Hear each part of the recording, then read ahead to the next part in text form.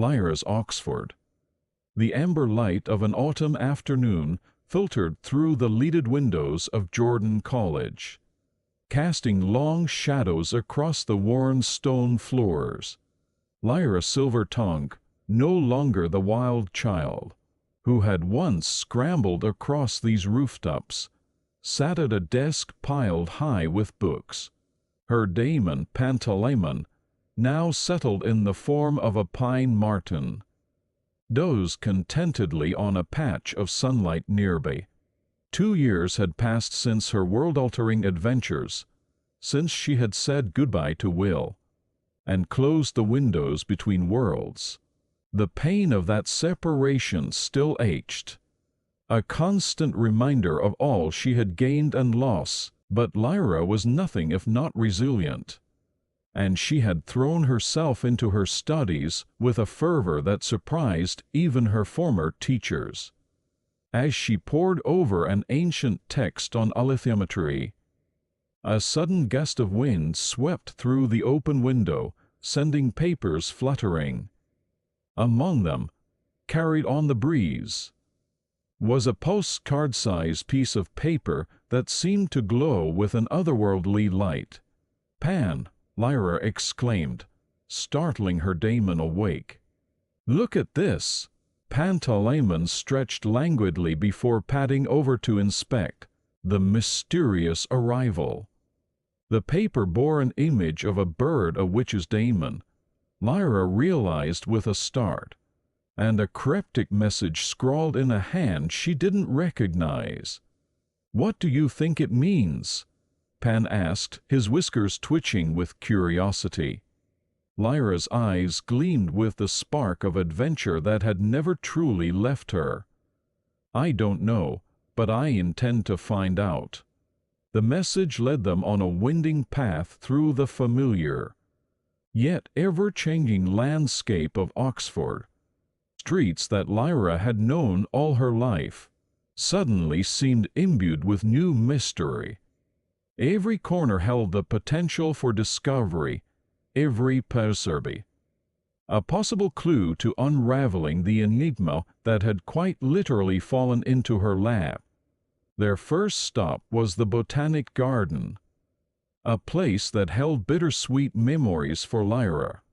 It was here, on a bench that existed in 2 worlds, that she and Will had promised to meet in spirit every midsummer's day. As she approached their spot, her heart quickened, half expecting to see a shimmer in the air, a glimpse of another Oxford superimposed over her own. But there was no sign of otherworldly activity today. Instead, Lyra found an old woman feeding the ducks by the pond. Something about her seemed familiar, though Lyra couldn't quite place it. "Excuse me," Lyra said, approaching cautiously. "I'm looking for information about this." She held out the postcard. The woman's eyes, sharp despite her age, focused on the image. A smile played at the corners of her mouth.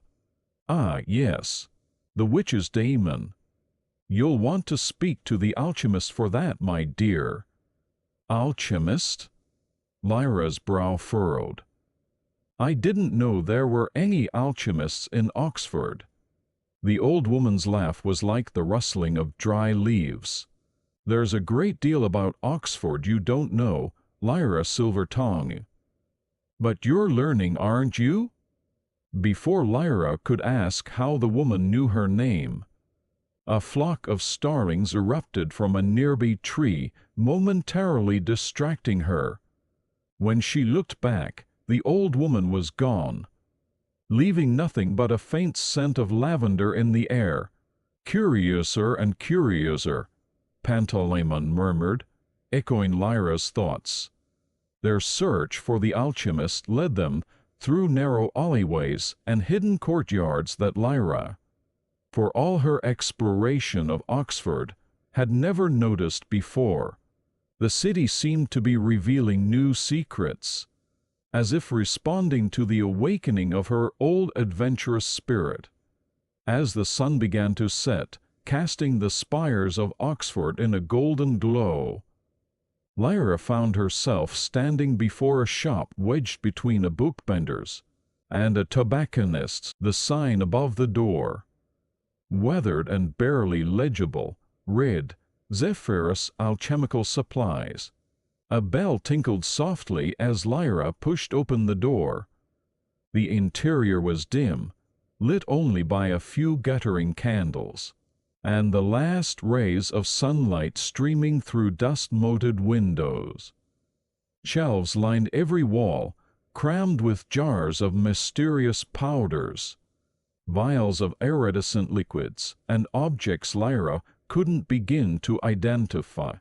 "Hello," she called out, her voice sounding small in the cluttered space. From behind a beaded curtain emerged a figure that could only be the alchemist. He was tall and thin, with wild white hair and eyes that seemed to change color as he moved. His daemon, a chameleon, perched on his shoulder, blending seamlessly with his patchwork coat. "Ah, the silver-tongued girl," he said, his voice carrying a hint of an accent Lyra couldn't place. "I've been expecting you." Lyra's hand instinctively went to the alethiometer hidden in her pocket. She had been relearning to read it, slowly and painstakingly. But she resisted the urge to consult it now. This was a mystery she wanted to unravel on her own. "I found this," she said, holding out the postcard. "I was told you might know something about it." The alchemist took the card, examining it closely. His eyes widened, and for a moment, Lyra thought she saw a flicker of fear cross his face. "Where did you get this?" he asked sharply. It came to me on the wind," Lyra replied, suddenly unsure of herself. The alchemist's expression softened. "Of course it did. The winds of fate are blowing again, Lyra Silvertongue. And you, it seems, are once more at the center of the storm." He motioned for her to follow him deeper into the shop. As they wound their way through narrow aisles, Lyra felt as if they were traveling much further than the confines of the small building should allow. The air grew cooler, and she could have sworn she heard the distant cry of seabirds. They emerged into a circular room dominated by a large table. Spread across its surface was a map unlike any Lyra had ever seen. It showed not just Oxford, but multiple Oxfords, layered one atop the other, like translucent sheets of paper. And there, at the center, was a pulsing point of light. "What is this?" Lyra breathed, awe and a touch of fear mingling in her voice. "This, my dear, is the confluence," the alchemist replied. "A point where multiple worlds touch, where the barriers between realities grow thin. And it's happening right here in Oxford." Lyra's heart raced. "You mean there's a way to other worlds? Like the windows cut by the subtle knife?" The alchemist shook his head gravely.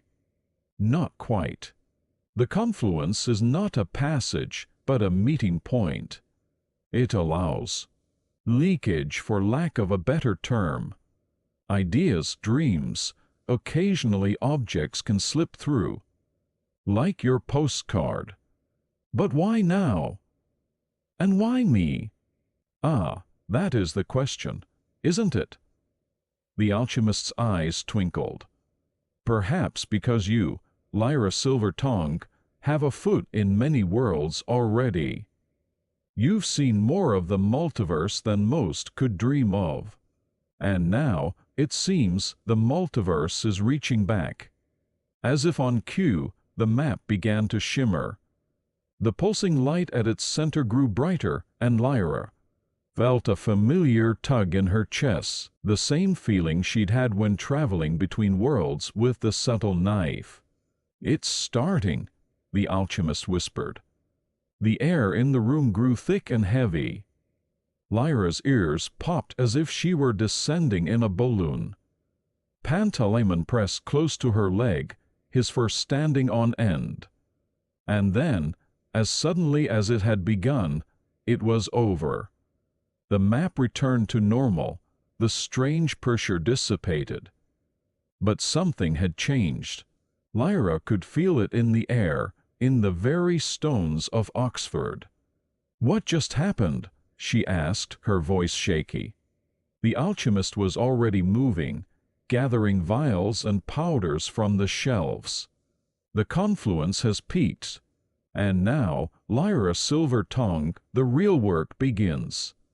He pressed a small pouch into her hand. Inside, she felt something round and smooth, a stone perhaps, or a large seed. "You'll know when to use it," he said cryptically. As Lyra left the shop, stepping back into an Oxford that looked the same, but felt irrevocably changed, she knew her quiet days of study were over. Once again, she was being called to adventure, to unravel a mystery that spanned worlds. The postcard, still clutched in her hand, seemed to pulse with newfound energy. The image of the witch's daemon now appeared to be in flight, no longer confined to the boundaries of the paper. "Well, Pan," Lyra said, a mixture of excitement and trepidation in her voice, "it looks like we're not done with other worlds after all." Pantalaimon, ever practical, sighed. "Let's just hope this time doesn't involve quite so much mortal peril." Lyra laughed, the sound echoing off the ancient stones of Oxford. As night fell and the first stars began to twinkle overhead, she felt a sense of purpose she hadn't experienced in years. Whatever this new adventure held, she was ready to face it head-on. The following days were a whirlwind of activity. Lyra divided her time between her studies, which now took on a new urgency, as she sought information that might help her understand the confluence, and exploring Oxford with fresh eyes. She revisited old haunts, the covered market, where she bartered with traders for exotic ingredients. The alchemist had requested the Pitt Rivers Museum, where she pored over exhibits of artifacts from distant lands, wondering if any might have slipped through from other worlds, and the top of the Radcliffe camera, where she and Pan would sit for hours, watching the city below for any signs of otherworldly activity. Throughout it all, Lyra felt a growing sense of anticipation. The postcard, which she now kept in a small pouch around her neck, seemed to grow warmer at times, as if responding to unseen energies.